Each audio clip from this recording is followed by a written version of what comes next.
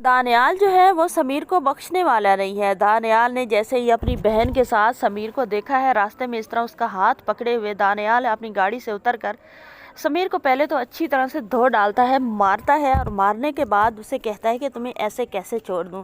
اگر مجرم کو ایک بار چھوڑ دیا جائے تو اس کا جرم اور اس کا جرم والا کرنے والا جو کرمنل مائنڈ ہوتا ہے وہ پروان چڑھتا ہے۔ تو میں تمہارے اس کیڑے کو پروان نہیں چڑھنے دوں گا، کیونکہ تمہیں لگتا ہے کہ تم بھی مرد ہو اور تم عاشقیاں کماتے پھرتے ہو سرعام روڈوں پر۔ میں اس طرح تمہیں نہیں چھوڑنے والا۔ جو ہوتا ہے سمیر وہ تو اب ڈر جاتا ہے، اور دانیال جو ہوتا ہے وہ اسامہ کو کال کرتا ہے اور اسے کہتا ہے کہ منال یہاں پر اتنے دن سے آئی ہوئی ہے، تم نے پوچھا بھی نہیں کہ تمہاری بیوی آفس کیسے جاتی ہے، کیسے آتی ہے، کیسے مرد ہو تم، یہ کیا تمہاری ذمہ داری نہیں ہے؟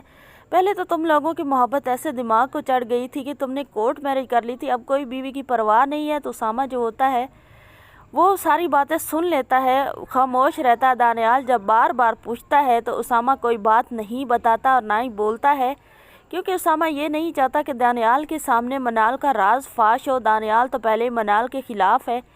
اب جو ہوتا ہے دانیال اسے پتہ چل ہی جاتا ہے، مہم نے جو مطلب شیطانی گھولی ہے وہیں سے بات شروع ہوتی ہے۔ تو دانیال کو اب مہم کی بات جو ہوتی ہے دل پر لگتی ہے کہ واقعی منال اور جو ہے اسامہ ان کی لڑائی ہو چکی ہے۔ اس وجہ سے اسامہ نے کوئی بھی کمنٹ پاس نہیں کیا جب اس نے سارا اس کے بارے میں بات کی ہے، پوچھنے کی کوشش کی ہے۔ اب جو ہوتا ہے دانیال بہن سے پوچھتا ہے کہ تم اتنے دن سے یہاں آئی ہوئی ہو، آخر خیریت تو ہے؟ وہیں پر پوچھتا ہے تو اب منال کیا بتائے کہ یہی جو سامنے کھڑا ہوا ہے خبیث قسم کا انسان، اس کی وجہ سے اس کا گھر ٹوٹنے کے قریب جا چکا ہے۔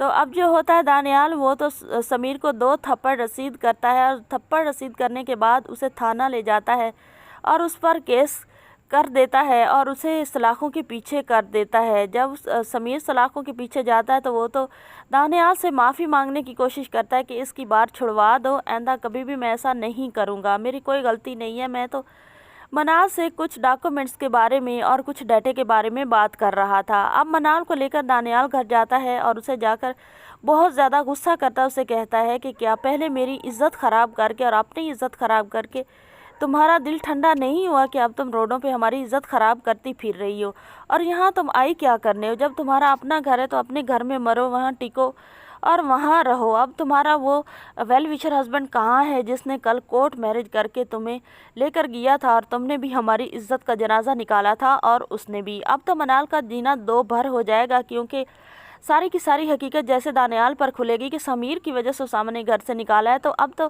دانیال بہن کو ہی مورد الزام ٹھہرائے گا، کیونکہ اس نے راستے میں سمیر کو اس کا ہاتھ پکڑے ہوئے دیکھا ہے۔